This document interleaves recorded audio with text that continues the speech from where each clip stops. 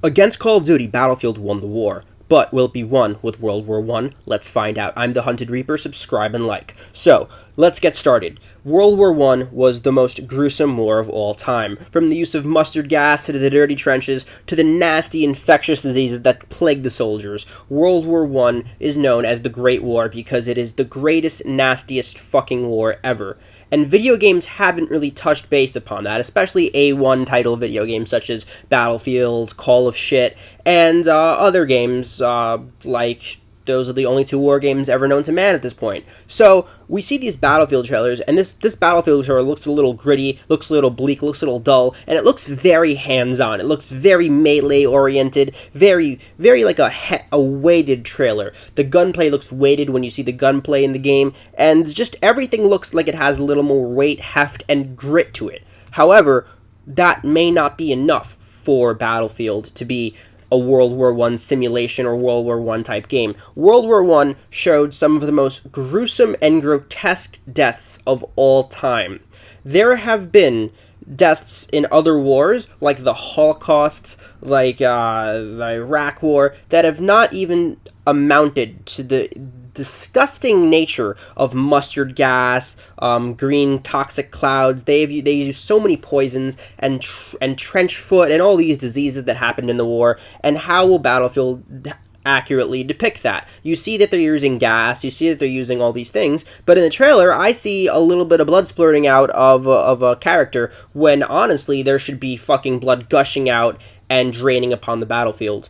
There have been books that have talked about World War I and recollections of the trenches being red and brown with muck and blood and just guts raining upon that. So are you going to have a battlefield that is accurate to that, or a more child-friendly battlefield? You know, something that the parents will buy even though it's rated M. Like Call of Duty. Parents are going to see Call of Duty Infinite Warfare and they're going to be like, guess what? This game is about shooting robots, it's rated M, but you know what? Maybe they say fuck a few times. We say fuck around our kids, we fuck around our kids. We're going to get our kids this game. They see Call of Duty as the better soldier. But Battlefield maybe will look a little too grotesque to them. Maybe, you know, their 12-year-old isn't ready to fit the fucking sights of mustard gas, and maybe a curse word here and there is better than, you know, seeing someone's face getting melted off. So Battlefield and EA have to make that decision in order to, you know, really make a game that grabs the attention of both audiences. Sorry about the stutter right there. It's hard to talk while looking at the video and, you know, getting all my ideas across. So in the beginning, Battlefield 1 was actually nuked by EA. The developers at DICE gave them like a pitch, and EA immediately said, fuck you, go fuck yourselves, eat a dick, and no. But then, the developers at DICE were hard-headed, stubborn, and thank God for it, because they have made something that looks beautiful, but they made a demo for it, and EA was like, okay, we're on board, we are the devil, but even the devil can't pass this up. The thing is that EA is going to put restrictions on the amount of gruesomeness, grotesqueness, and just complete disgusting shit that happened in World War I. They want to sell this game. EA is a publisher. Publishers want to sell. They're like your local drug dealer. It's not about the quality of the drugs. It's about how much you could sell it, how fast. And that's pretty depressing when you come to think about it, but that's the real reality of it. They're like Activision, you know? They're a little less bad than Activision, because Activision is like Donald Trump, while, let's say, EA is like Hillary Clinton? You know what? Everyone sucks. All politics suck. Vote for no one. Fuck America. Fuck the world. Let's all play video games and be one. I have no political standpoint. Please don't fucking criticize me for criticizing other people. I criticize everyone. So in a few seconds, I'm going to show you guys pictures of mustard gas wounds, real mustard gas wounds from the war. If you want to look away, it's at 4:45. The timestamp will be, so you could just look away, and it'll be at 5:45 if you could continue at 5:45 if you don't want to see the mustard gas wounds and creepy shit. But when I'm going to show you the wounds, I need you to all like understand that this is actually how it looked. I mean, the first wound is going to be like an after effect wound, like what happened maybe like a month after, about when it starts to heal. But this is the actual effect of mustard gas. Like, if you look up mustard gas pictures online, you see thousands of pictures like this of soldiers' faces deformed and maybe even dead because they it burned through their lungs. But for their funerals, they had to redo their faces for the families, even if they could. These are actual pictures. I'm not bullshitting this. I'm not looking up like scare porn. I'm using actual source material. And the fact is that World War I was mostly fought with artillery, infection, and gas. So bullets bullets caused a lot of deaths because bullets are fucking bullets. They shoot at things and they go through things and they cause death. But gas and artillery were the main pillars of World War I because they were so new, as well as like the Gatling gun. That was a brand new aspect, and the automatic rifles had just come out. I mean, the big war before that, I think, was the Civil War. That had death, but the thing is, it didn't have toxic elements to it. It didn't have rapid ammunition. No one understood the basis of warfare back then because it had changed so rapidly. So you have people with swords running around, and then you have people in fucking airplanes throwing bombs on you, and then you have people with shovels throwing mustard gas at your face, and no one knew what to do at the time. There was no guidebook on the warfare. Like right now, we have a lot less casualties in war because of the fact we know how to deal with warfare based on the weapons the enemy has. Let's say the enemy gets a different type of weapon, we're kind of fucked. So imagine that no side knows what the other side is capable of because everyone's been developing weapons, but nothing has been used on such a large scale ever before in the history of the world. I mean, the Black Plague doesn't even compare to this kind of shit. So when you see this kind of warfare come out, and when you see this kind of disgusting grit, you want to know if Battlefield is going to be accurately be able to depict that kind of grotesqueness. And the short answer is it's probably not going to be able to be as real as most gamers want it to, or at least most adult gamers, probably most child gamers too, because I know as a 13-year-old, all I wanted to see was more gore in video games. The thing is, people tend to be butthurt when it comes to gore, and I'm going to tell you why. Take Grand Theft Auto, for instance. It doesn't have too much gore. It has adult themes, it has sex, tits, yeah, hookers, where let's go fucking kill a hooker. But it doesn't have too much gore in it. I mean, there's shooting, there's blood, there's violence, but there's not much guts and chopping up of limbs and just disgusting shit. And then take Doom, for instance, and it is a cornucopia of gore and porn mixed together. And, like, if Ron Jeremy had a baby with the devil, that is Doom.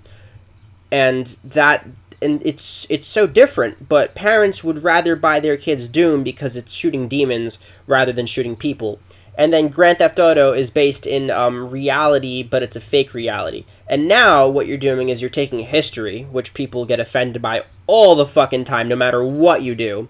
You're taking history, then you're adding an element of gore to it, and then you're taking one of the most gruesome wars in history and trying to make it real and trying to bring back, the elements of mustard gas and all this stuff like that, which most people today don't even think about on a daily basis when they think of war. You think of war and you think of drone strike, because they're kind of clean, all they leave is black charred dust and dead children, a lot of dead children because America. But other than that, you don't see war being as gruesome as it was in World War I. It was known as the Great War for a reason, like I said earlier. It was melee combat, and I really think Battlefield is definitely going to go ahead and put an emphasis on melee combat and this kind of like grit and trench warfare and just balls to the wall, just fucking grotesque nature. I keep saying grotesque because it's such a great word to describe this war. I remember my teacher talking about it back in I think 5th grade. And she used the word grotesque a lot. She said this war was a grotesque war, and she said she couldn't show us pictures, but just imagine a very, very dark and, concerning war, which was a really fuck thing to tell a 10-year-old at the time, but, who cares? Final thoughts? I don't think EA is going to let them do it. I don't think EA is going to give DICE free range, but DICE did do a ballsy move by doing World War I, so maybe EA is going to say, you know what? Let's let DICE do what they need to do, because it seems like if we let the developers do what they need to do, they make a product that everyone wants and everyone likes, as sans the trailer. I think Call of Duty went the route of, let's do what the developer wants to do and whore out to money. Let's do what the publisher wants to do and whore out to money instead of the developer. And they've gotten the worst response in video games ever. And it's hard to come back from that. I don't think anyone's going to be really buying this Infinite Warfare game over Battlefield 1 if they have the choice. The thing is, the parents of the children who are going to be buying the games may not approve of Battlefield. They may not like it. They may not be, okay with their kids seeing World War One setting. And then, they see this game with kids with the fucking mechs and shit, and they're like, okay, we're going to buy you this. Don't fucking complain. So that's my thought process on the gruesomeness of the war. I hope that, I hope that they're able to make this into a realistic kind of darker game in terms of Battlefield, less action oriented and more like just kind of gritty.